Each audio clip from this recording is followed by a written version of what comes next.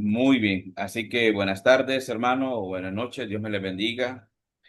Y pues hoy tenemos una segunda clase más. La semana pasada estuvimos hablando sobre un tema muy importante y de la cual pues nos ayudó mucho. Pero vamos a comenzar con una oración y para dar inicio a esta clase. Oremos. Glorioso y Padre amado, gracias le damos por la oportunidad, Señor, que nos permite al poder estar a través de esta pantalla y esta plataforma, Padre, donde nos permite compartir su palabra.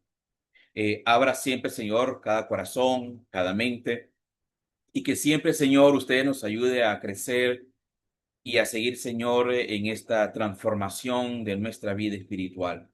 Bendiga a cada uno de los que van a ser participantes de la clase. Y también, Padre, permita que cada clase sea tan importante, Señor, para mis hermanos. Todos se los damos en sus manos. Oramos en el nombre de Jesús. Amén. Vamos a dar un pequeño repaso, hermanos. ¿Se acuerdan la semana pasada, hace 8 días? Estuvimos hablando sobre el corazón del líder, protegiendo el centro de mando. Y uno de los conceptos fundamentales que estuvimos viendo el sábado pasado era sobre el peligro más grande de un líder, que es el descuido de su propio mundo interior, lo que está dentro de nosotros. Y también estuvimos hablando sobre una pequeña evaluación como líderes del ministerio del Señor.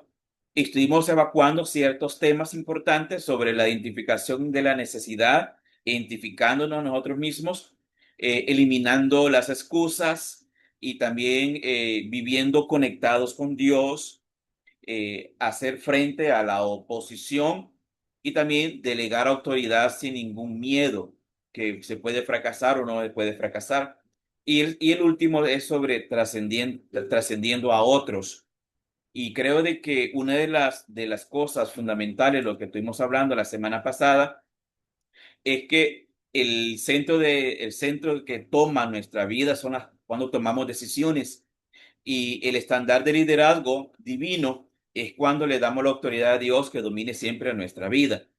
Y el peligro del poder, cuando tenemos un poder, es abusar de él sin poner nuestro corazón siempre al frente.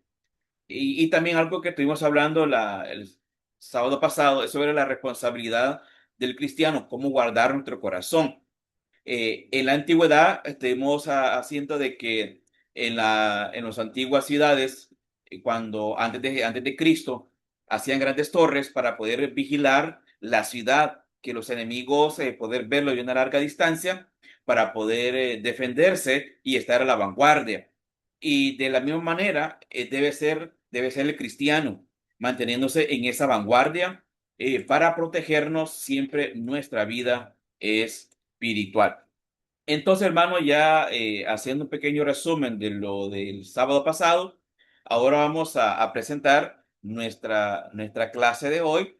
Vamos a ver si se la podemos presentar. Y pues, y de esta manera, pues, compartirla con ustedes. Vamos a ver. Muy bien. No sé, hermano Alan, ¿se mira bien todo grande la pantalla? Sí, hermanito, ¿todo bien? Sí está compartiendo la pantalla. Ok, perfecto. Entonces, hermanos, nuestro tema de hoy es muy importante. Es nuestra segunda clase es fortaleciendo tu cuerpo, tu mente, y hemos puesto un pequeño subtema ahí sobre el llamado al Shalom integral. Esta clase va a ser de mucha importancia para nuestro crecimiento espiritual y nuestro conocimiento espiritual. Lo que vamos a hacer es que este día, vamos a hacerlo en dos secciones, ¿verdad? Entonces, vamos a dar la clase durante 50 minutos y después vamos a dar unos 10 minutos de descanso para tomar una agüita por ahí y retomamos nuevamente la clase para darle la continuidad. Entonces, hermanos, continuamos con la clase. Cuando hablamos de fortalecer nuestro cuerpo y fortalecer nuestra mente, nos hace pensar de que la manera más eficaz de fortalecernos es cuando nosotros nos mantenemos siempre listos bajo la vanguardia de la disposición. Cuando un ser humano está disponible, es un ser humano que está listo para la acción. Pero un ser humano que no está listo, que está desanimado, que se le presenta el caso y no dice ni sí, no dice ni no, entonces es un ser humano que no está en acción, no quiere estar en acción, quiere estar en la parte pasivo, en la parte pasivo. Ahora, cuando fortalecemos eso que está débil, y principalmente cuando es nuestro cuerpo y nuestra mente, y ahí donde el texto de, de Primera de Tesalonicenses, capítulo 5 versículo 23 y 24 nos dice la palabra de la siguiente manera: y el mismo Dios de paz os santifique por completo, y todo nuestro ser, espíritu, alma y cuerpo sea guardado irreprensiblemente para la venida de nuestro Señor Jesucristo. Y fiel es el que os llama, el cual también lo hará. Podemos notar en este texto una de las particularidades interesantes sobre el cuidado, la santificación, la paz, de tres cosas muy importantes: el espíritu, el alma y el cuerpo. Estas tres elementos deben ser guardados, pero no para estar allá en pasivamente, sino irreprensible. Y dice Pablo, para la venida de nuestro Señor Jesucristo. Significa que el espíritu y el alma y el cuerpo debe estar en santidad. Debe mantenernos siempre en esa santidad. Pero aquí viene el punto muy importante que nosotros es necesario mantenernos en esa actividad de la vida espiritual. ¿Cómo fortalezco mi cuerpo? ¿Cómo fortalezco mi mente? Porque algo muy importante de nosotros los cristianos, o principalmente nosotros los seres humanos, hermano, es que tenemos estos dos motores fundamentales, que es nuestra mente, nuestro cerebro y nuestro corazón. Esto nos permite a nosotros mantenernos en esa actividad en la vida espiritual. Ahora, vamos sobre nuestra introducción en esta tarde-noche. Previamente vamos a empezar sobre las crisis de un cristianismo fragmentado, porque hay cristianos o líderes fragmentados. Y se convierte, hermanos, quiero compartir en el punto número 1 sobre el gran divorcio entre lo espiritual y lo material. Durante generaciones, la iglesia ha corrido el riesgo de caer en un peligrosa trampa teológica: la fragmentación del ser humano. Hemos predicado mensajes que a menudo da la impresión de que Dios solo está interesado en la salvación del alma, mientras que el cuerpo es visto como una simple carcasa temporal. Quiere decir que únicamente solo se convierte como una caparazón, como la tortuga, que la tortuga ocupa esa caparazón, aunque la anda cargando tan pesada, por eso es tan lento, por esa caparazón, pero al final esa caparazón que le está cargando y que va caminando muy lentamente por causa de esa caparazón, le permite defenderse y protegerse de los que lo quieren comer, los carnívoros, para que no sea una presa fácil.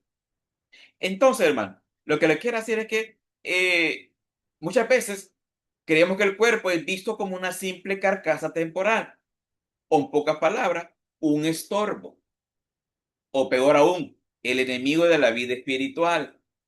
Esta mentalidad nos ha llevado a ignorar el templo del Espíritu Santo, que es nuestro cuerpo, y a descuidar los procesos de nuestra mente, como si las emociones, el intelecto y la salud mental no tuvieran nada que ver con la santidad. Esa es la mentalidad de muchas personas. Divorciarnos de la carne o del cuerpo, perdón, sí, cuerpo, carne, divorciarnos de esta materia para dejar el espíritu. Y ahí donde a veces hay personas que caen en esta gran tentación. Y más adelante vamos a ir viendo ciertas cosas fundamentales.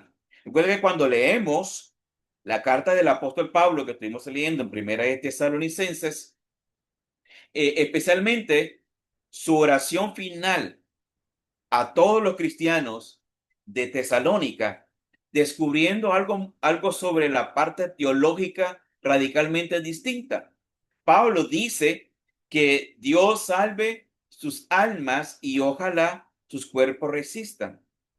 Al orar a Dios, nos dice que Pablo está tan importante en el alma como también en el cuerpo, para que ambos sean santificados, tanto el espíritu, el alma, la mente, ¿verdad? Las emociones y el cuerpo sean en la santificación en Cristo. Para nuestro Creador, la santidad no es una experiencia de fuera del ciclo de la vida de nosotros, los seres humanos. No, es un estado de salud integral donde cada área de nuestra vida funciona en perfecta armonía.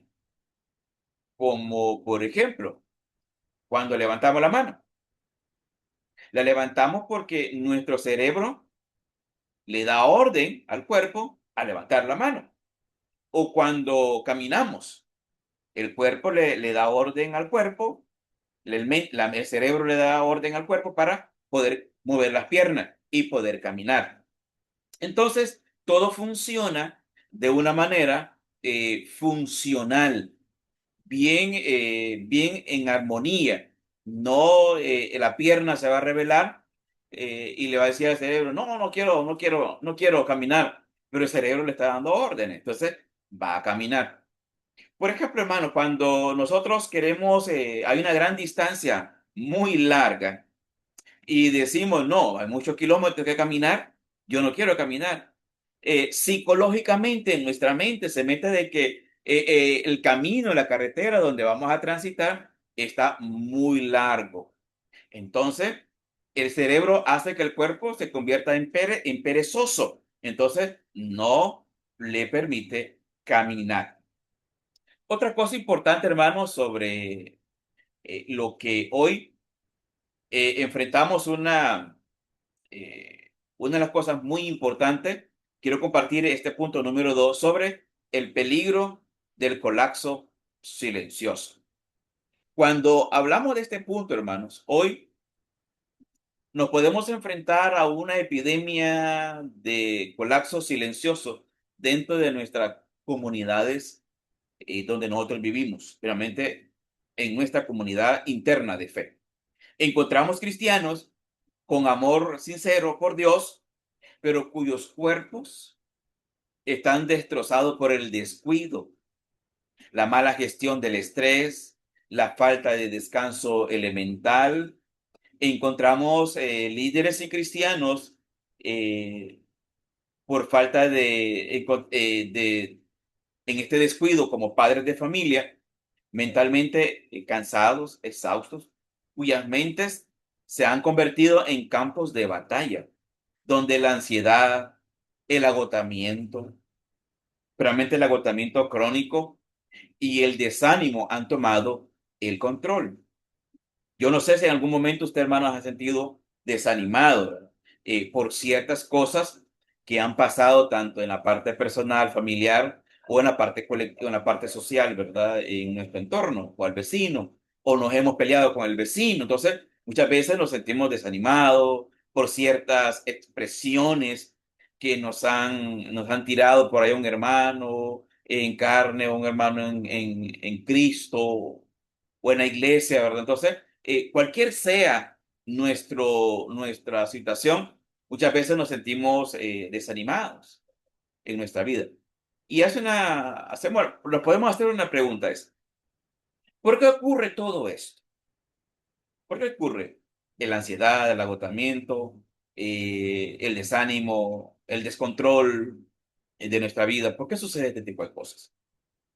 Porque hemos olvidado que las leyes de la ecología interna creadas por Dios no se pueden violar sin pagar un precio. Por ejemplo, cuando nosotros, hermanos, nos subimos de peso demasiado. Yo era una de las personas que estaba subiendo demasiado de peso. Me estaba convirtiendo en ya la camisa me quedaba muy apretada, el pantalón ya no me ajustaba, compraba una faja más grande porque ya no había agujeros, ¿por dónde iba a ir la vía? Entonces, y para darme vuelta en la cama, tenía un gran esfuerzo y pensé, me estoy convirtiendo, estoy siendo preso de mi cuerpo preso de mí mismo. Y empecé a tener una disciplina. Y empecé, hermano, a tener una disciplina en cuanto a cómo y qué comer. Y pues, y entre unas 15 días, hermano, rebajé bastante. Y dije yo, oh, me siento bien. Cuando al principio me sentí incómodo, hasta aún para sentarme y aún para levantarme, aún para darme vuelta en la cama, me sentí incómodo y a una vez ya así, ya, oh, ya me siento ya más liviano, ya mi autoestima, me siento ya mejor y me siento alegre por los resultados que he adquirido. Entonces, eso es algo muy importante en nuestra vida espiritual. Todo viene aquí, en la parte emocional, en nuestro cerebro. Entonces, si sobreexplotamos la tierra, por ejemplo, un ejemplo, si nosotros, hermanos, sobreexplotamos la tierra, se vuelve una tierra desierta. Si sobreexplotamos nuestra mente, entonces descuidamos nuestro cuerpo. Nuestro espíritu se vuelve perezoso, nuestra alma, nuestro cerebro se vuelve perezoso, perdón, y perdemos esa fuerza de sostener muchas veces nuestra vida. Y, por ejemplo, hermanos, cuando hay demasiado abuso en el matrimonio, entonces hay consecuencias. Cuando hay demasiado abuso en el aprovechamiento de la tierra, también hay consecuencias. Por ejemplo, ahorita aquí, hermanos, en nuestra comunidad donde estamos nosotros, en un lugar muy fresco. Era un lugar donde había bastante frescura y para dormir era rico, delicioso, porque uno podía tener una colcha grande, maravilloso, ¿verdad? Entonces era algo fresco. Pero los enemigos aquí le dicen la mano criminal, significa que los hombres empezaron a talar los árboles, los cerros, las montañas, empezaron a cortar los árboles y para poder sembrar zacate para el ganado. Y pues eso ha llevado unas consecuencias de que ahora las temperaturas se han elevado muy altas y la lluvia ya es menos para el ganadero, pensando que cortar todos los árboles era bueno para las vacas, por una parte por el zacate, pero por otra le secaba las fuentes de agua para sus animales. Entonces, todo abuso trae consecuencias. Y eso es algo muy importante. Entonces, lo que quiero dar a entender, hermano, es que esta clase es un llamado a la reforma interior, interna de nosotros. Dios no nos quiere quebrantados en nombre de la espiritualidad. Él nos llamó a fortalecer nuestro cuerpo, nuestra mente, para poder cumplir el propósito eterno que nos ha asignado, asignado a todos nosotros. Y este es hermoso, hermano, maravilloso lo que Dios nos ha dado. Eh, el siguiente punto, hermanos, déjenme revisar. Algo que quiero compartir, hermano, quiero compartir uno de las cosas importantes de este es nuestro primer capítulo en el contexto histórico y filosófico, hermanos, de nuestra divinidad. Número uno, la herencia del dualismo platónico y gnosticismo. En el siglo I y siglo II, la iglesia primitiva se extendía por el Imperio Romano, un mundo profundamente influenciado por la filosofía griega. Platón había enseñado que el mundo se dividía en dos realidades: el mundo de las ideas, lo espiritual, lo puro, lo perfecto, y el mundo de la materia, lo físico, lo corrupto y lo malo. Según esta visión, el cuerpo humano era la cárcel del alma y el objetivo de la vida humana era liberar el alma de las cadenas de la carne. Entonces, este era en el tiempo, en el siglo I, donde había esta filosofía, ¿verdad? En cuanto a este punto. Punto número dos, la cosmovisión hebrea original sobre la unidad del ser humano. Pero antes de todo, hermanos, es que nosotros tenemos algo muy importante. Lo importante, hermano, aquí es que el objetivo sobre lo que nos llama a nosotros, los cristianos, a tomar riendas importantes en cuanto a esto, pero para comenzar el siguiente punto, quiero un énfasis un poquito sobre la herencia del dualismo.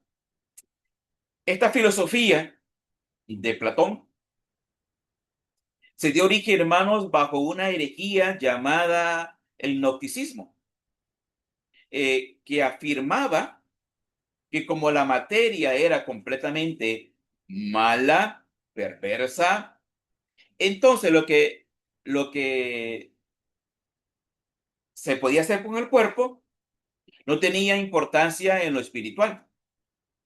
O, y este hermano produjo dos extremos o dos contextos muy importantes que dice.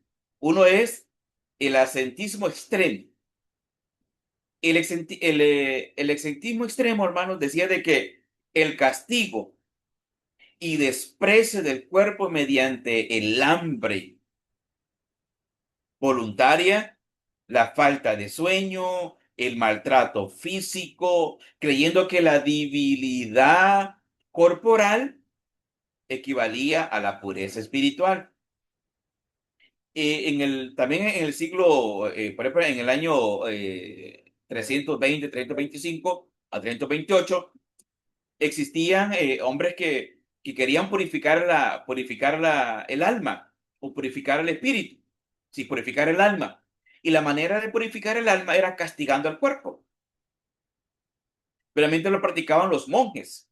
Había monjes que para poder purificar el alma, lo que hacían era correas y le hacían nudos muy duros y se daban golpes en la espalda, muy duro, muy fuerte. Y decían de que sacrificar el cuerpo para poder darle pureza al alma. Ese era un concepto, ¿verdad?, que tenían ellos. Otro punto también era sobre el libertinaje y descuido absoluto, que tratar al cuerpo con total indiferencia, descuidando su salud, su alimentación, y su pureza bajo bajar la premisa de que el final del cuerpo se va a destruir.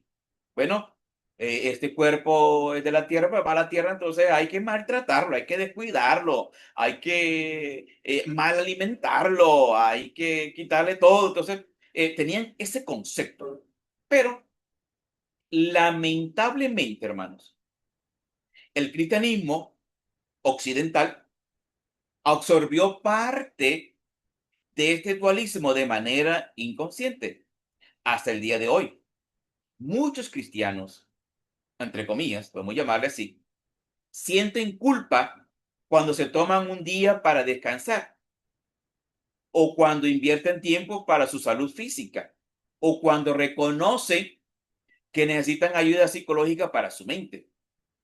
Yo no sé si en algún momento hay personas que dicen, no, yo para cuando sienten dificultades y problemas o personalmente cuando están pasando momentos difíciles en el matrimonio y que es necesaria la intervención de un profesional en cuanto a a la familia. Lo primero que dice uno es que yo no ocupo ayuda. Yo no estoy loco, dicen uno cuando se va a un psicólogo, que los psicólogos son para los locos. Entonces, está esa mentalidad negativa de que no es necesario que nos ayuden porque hay que maltratar el cuerpo, hay que sacrificar el cuerpo para purificar el alma. Entonces, este hermano es bastante delicado, ¿verdad? Personas que tienen ese problema. Otra cosa muy importante, hermano, es en el segundo punto, es la cosmovisión hebrea original, la unidad del ser y el shalom. Frente al dualismo griego, la revelación bíblica presenta una perspectiva totalmente unificada para los hebreos. El ser humano no tiene un cuerpo y un alma como partes separables que se pueden desarmar como muñeca o como rompecabezas. Y el ser humano es una unidad viviente. ¿Qué significa la palabra shalom?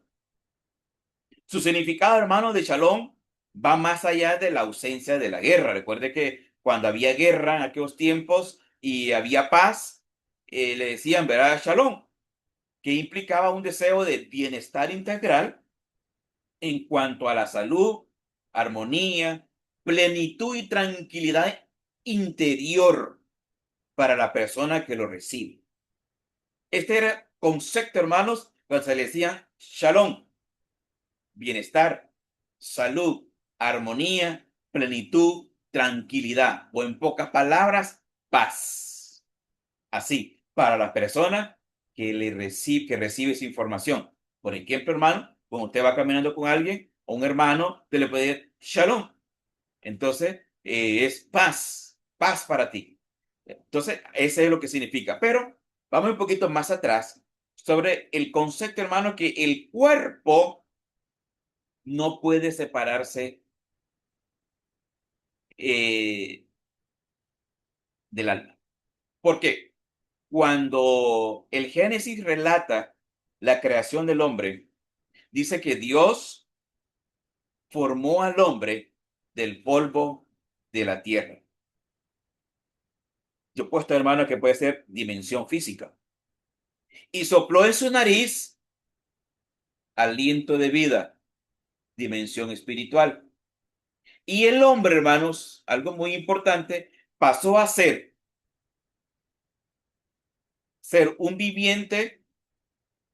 Si no sé, el cuerpo no es una cárcel, es la expresión física de la imagen de Dios en la tierra. Quiere decir, hermano, que usted y yo somos la imagen de Dios aquí en la tierra. No nos podemos, y es necesario adorarle a Dios enteros. No podemos adorar a Dios sin el cuerpo. Usted dice, no, yo voy a adorar a Dios en espíritu. Ajá, ¿y el cuerpo? ¿Lo va a dejar en la casa? No, vamos a llevar el cuerpo. Es importante llevar el cuerpo, porque el cuerpo está en nuestro espíritu, en nuestra alma. Entonces, algo fundamental. Aunque hay muchos hermanos. dentro de la congregación que van con el alma y el cuerpo a la iglesia y están ahí, pero su mente no está ahí. Está su cuerpo, ahí está su alma, pero no está su mente. Su mente se ha ido a divagar lejos, se ha ido a divagar, pero lamentablemente se ha ido a divagar. Entonces, es lamentable. Solo déjeme ver, hermano, si tengo otro punto aquí. Ok, déjeme. Ok. Cuando es importante, hermano, lo que quiero dar a entender es que el presente, como dice en Romanos capítulo 12 en el versículo 1, que nos habla que presentemos nuestro cuerpo en sacrificio vivo, santo, agradable a Dios. No únicamente, hermano, nuestro espíritu, no únicamente solo nuestra alma, no. Dice que presentemos nuestros cuerpos. ¿Por qué, hermano? Porque es la parte importante. Así que el cuerpo y un alma son partes iguales, no son partes separables que se pueden desarmar. No funciona así. ¿Ok? Otra cosa muy importante, hermano. El shalom de Dios y abarca. Y lo que quiere es que la salud, antes de que diga aquí, la salud en nuestra cosmovisión, hermanos, se define a través de la palabra shalom. El shalom no es de la mera ausencia del conflicto o de enfermedades. Es un término que mantiene la plenitud, la integridad y también, hermanos, la reparación de lo que está roto para mantener una armonía absoluta. Y el shalom, hermanos de Dios, abarca tres conceptos muy fundamentales. ¿Y cuáles son? Son estos tres que tenemos el día de hoy. Un espíritu alineado con su creador mediante la fe y el arrepentimiento. Segundo, una mente renovada, libre de fortaleza, de mentira, amargura y ansiedad. Tercero, un cuerpo fortalecido, respetado y cuidado como el templo sagrado que aloja la presencia divina. Este es, hermano, el shalom de Dios de lo que abarca en nosotros. Un espíritu alineado con nuestro Creador, una mente renovada y un cuerpo fortalecido. Cuando tenemos un espíritu alineado con Dios, hermano, la cosa funciona bien. Cuando tenemos una mente renovada, que continuamente queremos aprender, queremos seguir en este aprendizaje, y le quiere decir, hermano, es que ustedes son bendecidos el día de hoy, porque ustedes quieren seguir en este aprendizaje, en en esta lucha de querer aprender más, de querer saber más. Y más este cuerpo que debe mantenernos fortalecidos en Cristo Jesús. Cuidado como el templo sagrado de la cual Dios nos ha encomendado. Algo muy importante, hermano, en conclusión en cuanto a este punto. Si el cuerpo está débil por negligencia o la mente está rota por el descontrol emocional que muchas veces padecen uno o padecemos, el shalom se ha visto interrumpido. Fortalecer el cuerpo y fortalecer la mente es, por tanto, hermano, un acto de obediencia teológica y restauración del diseño original que Dios así lo hizo en Génesis capítulo 2. Lo que le quiero dar el énfasis, el enfoque, es que Dios necesita de nosotros tres cosas muy importantes. que mi espíritu esté haciendo la voluntad de Dios siempre, que la mente esté renovándonos siempre y que nuestro cuerpo esté siempre fortaleciéndose en la parte física, que algo muy importante, la parte física y también en la parte espiritual. Muy bien, vamos a pasar a otro concepto. El fortalecimiento de la mente, la medicina en la renovación interior. Y hay momentos en la vida en que nosotros creemos de que la medicina no tiene nada que ver. Aquí, hermano, hoy en nuestra, en muchas comunidades donde estamos nosotros cercanos, hay muchas personas o muchos hermanos que van a la iglesia y pues han tenido una mentalidad de decir, cuando están enfermos, no, yo no voy al doctor porque el Señor me va a curar, el Señor me va a mantener en salud y están enfermos, pero no van al médico porque el Señor los va a curar ahí donde están. Y sí, está bueno tenerlo, pero incluyendo, hermano, también no descuidando lo que el Señor nos ha dado como mayordomos. No somos dueños, somos mayordomos de lo que tenemos, de lo que Dios nos ha dado. Bien, hermano, vamos al punto número uno. La psicología espiritual del Nexis. ¿Qué significa Nexis? Nexis viene del griego nexis, que es un concepto teológico, y también, hermano, filosófico, que significa vigilancia, sobriedad o atención plena. ¿Ok? Entonces, en términos sencillos, se refiere a qué? Vigilancia mental y espiritual. Es el estado de estar alerta, consciente de los propios pensamientos, sentimientos y tentaciones. El objetivo es cuestionar el corazón para detener los pensamientos negativos o dañinos antes de que se convierta en malas acciones. Como lo que estuvimos hablando, hermano, sobre la semana pasada, es sobre la vigilancia. Establecer una torre para vigilar de largo alcance cuando miremos que ya viene lejos y que viene para nosotros el enemigo. Entonces nos mantenemos en alerta de vigilancia para poder salvaguardar nuestra vida espiritual. Entonces, hermano, la Nexis me permite a mí ser vigilante, me permite a mí, hermanos, cuestionar mi corazón para detener los pensamientos negativos.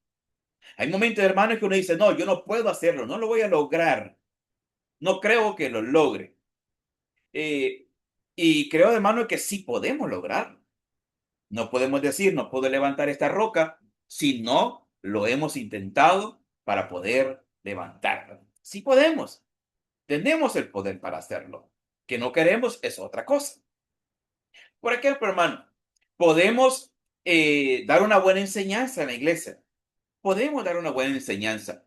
Que no queremos es otro asunto.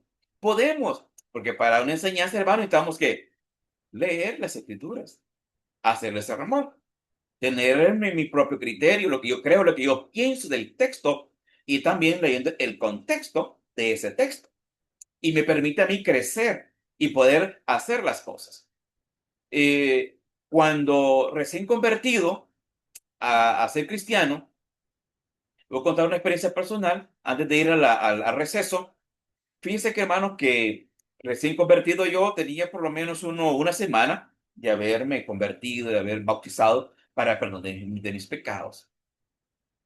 Y viene uno de los hermanos de la iglesia y me dice, hermano Eberto, yo creo que usted ya es tiempo, ya ha visto usted cómo hace las cosas en la iglesia y pues ya ora, porque me ponían a orar, ya oraba. Me dice, el martes, que el martes es el día de oración, únicamente eso era una lectura y se podía dar, hermano, le daban 20 minutos de enseñanza y después teníamos un momento de oración y siempre el énfasis era sobre la oración. Pues me dieron una semana. Me dice, el hermano, el próximo martes usted va a traer la pequeña enseñanza sobre la oración. Sí, hermano, y mi hermano, toda la semana yo pasé leyendo, buscando información, yo trabajaba con un tío de albañilería y me iba por toda la calle predicándome yo solo, me ponía en el espejo y yo hacía todos mis alemanes, cómo iba a ser y me imaginaba la congregación, cómo estaba y empezaba aquel varón a predicar y con mucha elocuencia y todo lo demás. Bueno, cuando llegó el momento, ¿qué pasó? Me llegó el momento, leí el texto y ahí me quedé. Solo pude leer el texto y ahí me quedé nada más. Y me dice el hermano, un hermano ahí con muy sabio, muy maduro, hermano, me dice, me tocó la espalda. Lo hizo muy bien, hermano. Pues es su primera vez, lo hizo muy bien, para no bajarme el ánimo. Y en mi interior no lo hice bien. Pero lo que el hermano después me dice, hermano, me dice, yo lo admiro porque el momento en que yo le dije que usted iba a tener la reflexión, usted me dijo que sí, no me dijo que no. No me dijo, hermano, es que no estoy preparado, todo lo demás. Usted me dijo sí. Y eso vale oro, me dice. Entonces, hermano, lo importante aquí no es si yo puedo, sino, hermano, es hacerlo, porque sí podemos. Muy bien, hermano, vamos a tener unos 10 minutos, 5 minutos de receso y volvemos y vamos a tomar una agüita, ¿verdad? Por ahí. Así que regresamos, hermano, en un momento. Gracias, Permítame hermano. lejos.